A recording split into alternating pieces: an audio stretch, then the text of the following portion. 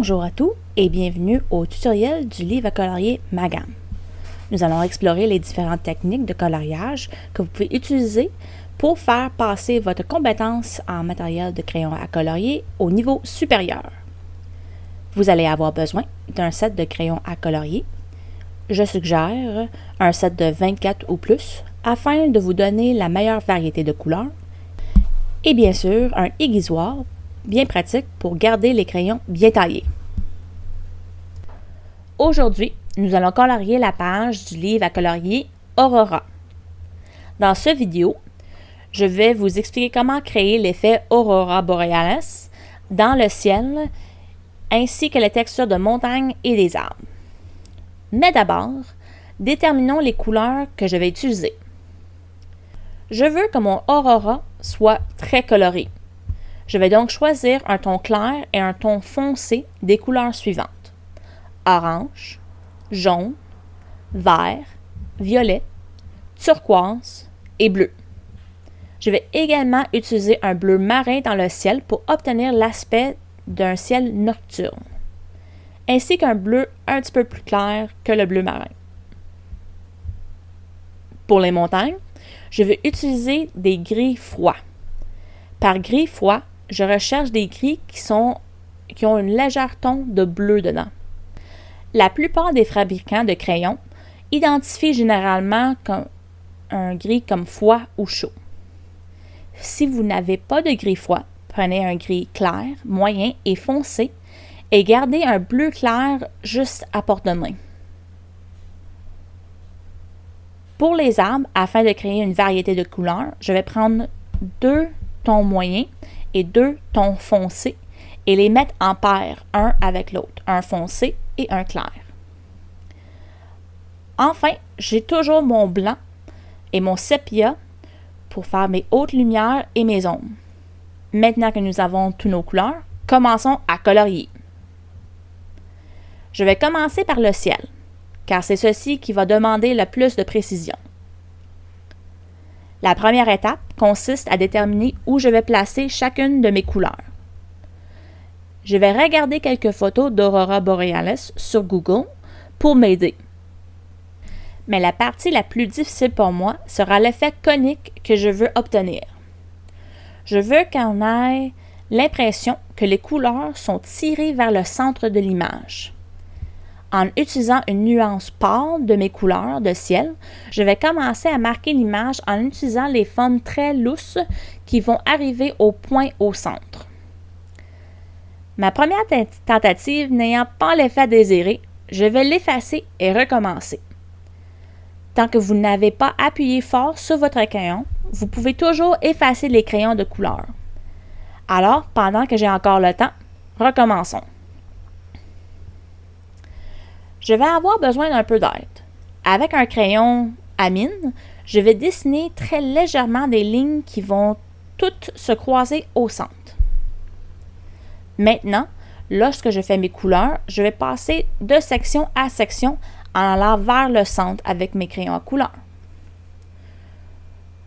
Je continue à tracer les couleurs de mon ciel en alternant au fur et à mesure de les couleurs pendant que je fais le tour de l'image. Je regarde mes références de temps en temps pour m'aider et je m'assure que j'ai laissé de l'espace ouvert pour le ciel nocturne à la fin. Une fois que les couleurs ont été placées, je peux remplir les espaces vides de mon ciel avec un bleu foncé, mais pas avec mon bleu marin. La raison que je n'utilise pas le bleu marin encore est quand je regarde mes photos de référence, je vois que le point où les lumières touchent le ciel, il y a toujours un point plus clair de bleu et je veux garder ceci. Si les couleurs se mélangent, ce n'est pas grave. En fait, cela donnera à l'image une meilleure impression de se mélanger.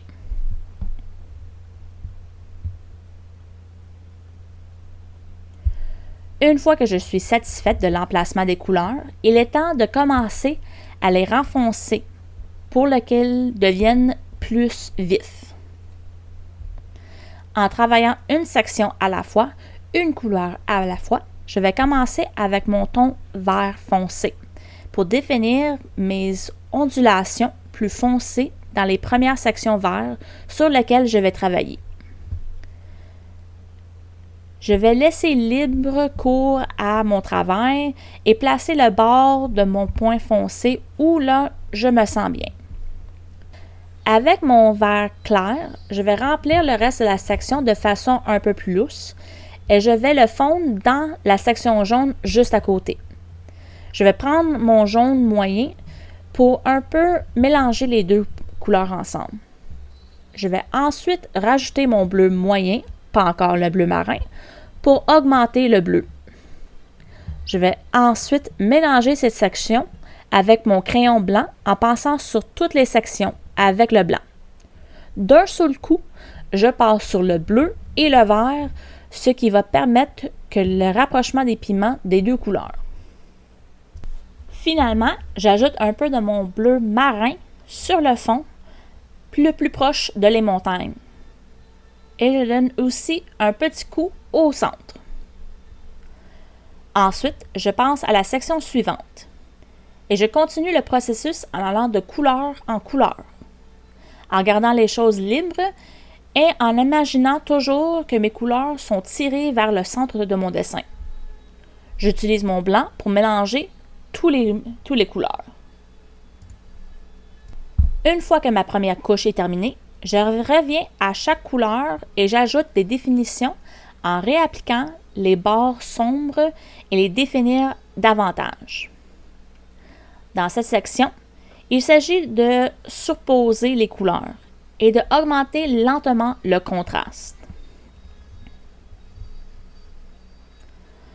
En surposant les couches de cette manière, nous évitons d'être trop sombres trop tôt. Cela nous aide à planifier notre couleur et à faire en sorte que les zones claires restent dans le dessin. Le blanc continue à être utilisé pour le mélange, ce qui permet également de conserver la luminosité du dessin. Avant de commencer la section, je vous suggère de tester sur une feuille de papier séparément comment vous voulez utiliser les lumières. Lorsque vous réalisez ce genre d'effet, j'ai tendance à faire quelques essais et de continuer à tester au fur et à mesure pour s'assurer que mes mélanges de couleurs fonctionnent bien.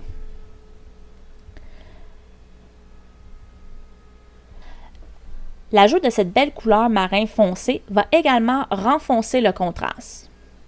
Lorsque vous voulez que quelque chose saute aux yeux ou que vous placez un ton foncé juste à côté, les couleurs sautent de la page. Dans ce contexte, c'est exactement ce que je veux. Je prends mon temps. Je ne veux pas me précipiter et faire un mélange de couleurs que je n'aime pas. N'oubliez pas non plus qu'il n'est pas nécessaire que ça soit parfait. L'aurora borealis est une danse de lumière. Et ce n'est pas une forme parfaite.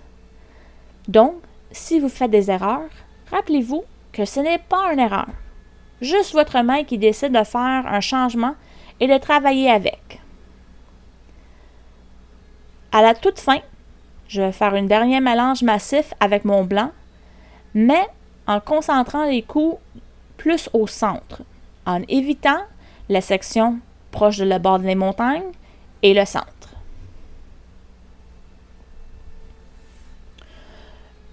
Une fois que je suis satisfait du ciel, il est temps de commencer à travailler sur les montagnes. Pour m'aider, je sors une photo d'une chaîne de montagnes sur Google. Je commence avec mon gris moyen et je commence à tracer les fissures de rochers et ajouter les chemins avec mon gris. Je vais travailler section par section en faisant 3 montagnes à la fois maximum pour s'assurer que mes fissures des montagnes qui sont un à côté de l'autre sont quand même assez similaires. Une fois que je les ai tracées, je vais utiliser mon gris foncé pour assombrir certaines sections de mes chemins en utilisant mon image de référence pour me guider. Comme je veux donner l'impression qu'il y a de la neige au sommet, je vais m'assurer que certaines sections restent blanches au sommet. Une fois que les veines des tons moyens et les tons foncés sont appliqués, Je peux ajouter mes tons gris pâles en gardant à l'esprit les endroits où je veux garder le blanc pur. Avant de mélanger toutes les couleurs, je vais ajouter quelques reflets dans la section blanche de la montagne, où je vais utiliser les couleurs pâles de mon ciel en ajoutant des petits coups comme reflets de les couleurs de Aurora sur les montagnes. Une fois que c'est fait, je peux mélanger mon gris. La partie principale de la montagne, je vais utiliser mon gris clair pour mélanger. Et pour les capuchons de neige, je vais utiliser mon blanc. Une fois que j'ai fini de mélanger, je vais remplir l'arrière avec mon sépia foncé pour ressortir les détails que j'ai perdus en mélangeant.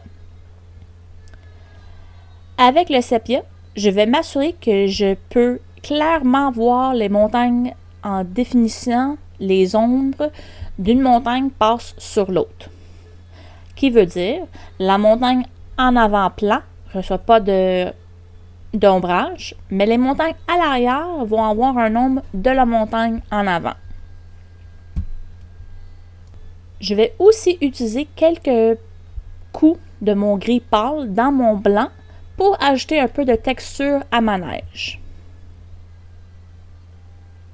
Je répète le même processus tout autour pour toutes les montagnes. Une fois que j'ai terminé les montagnes, je peux maintenant passer à colorier les arbres. Pour les arbres, j'ai 4 teintes de vert. Je vais les regrouper en groupes de 2. Dans chaque groupe, il va y avoir un foncé et un clair. La raison est de créer 2 tons d'arbres et de créer une texture dans ma forêt. Au fur et à mesure, je vais colorier les arbres, je vais changer de regroupement au hasard, m'assurer que j'ai pas plus que 2 arbres de même regroupement côte à côte. Je vais placer l'ombre foncée du groupe sur les lignes noires de les arbres. Ensuite, je vais recouvrir toute l'arbre avec mon ton vert le plus pâle, en utilisant des petites touches. En regardant mon dessin, je pense que je vais ajouter une autre nuance de vert encore plus pâle pour ajouter une profondeur, pour l'estomper. J'utilise cette nuance plus pâle sur toutes les arbres pour réunir les arbres un avec l'autre. Parce que j'ai couvert le dessin avec des petites touches de couleur, quand je mélange tout, la section pâle va remplir où c'est plus pâle ou où il manque de la couleur vert sur mon dessin. Je reviens ensuite avec mon sépia pour définir certains de mes bords. Je répète ce processus pour chaque arbre en m'assurant d'alterner les regroupements de couleurs, de créer cette texture de multitons dans la forêt. Une fois que le dernier arbre est entièrement colorié, je garde le dessin et je m'assure que les détails que je veux sont dans le dessin. Et puis, nous avons terminé. Prendre son temps pour le ciel et de s'assurer que les couleurs montent lentement est la clé de ce dessin. Et le plus important, c'est de s'assurer de s'amuser. Merci beaucoup d'avoir regardé. J'espère que cela vous aidera à passer au niveau supérieur en matériel de coloriage. N'oubliez pas de vous amuser et de vous rappeler où se trouve votre source de lumière. Veuillez partager vos dessins terminés sur Instagram, Twitter, Facebook ou TikTok en utilisant le hashtag MagamColoring2022. Et avec cela, nous vous reverrons la prochaine fois. Merci beaucoup et bon coloriage!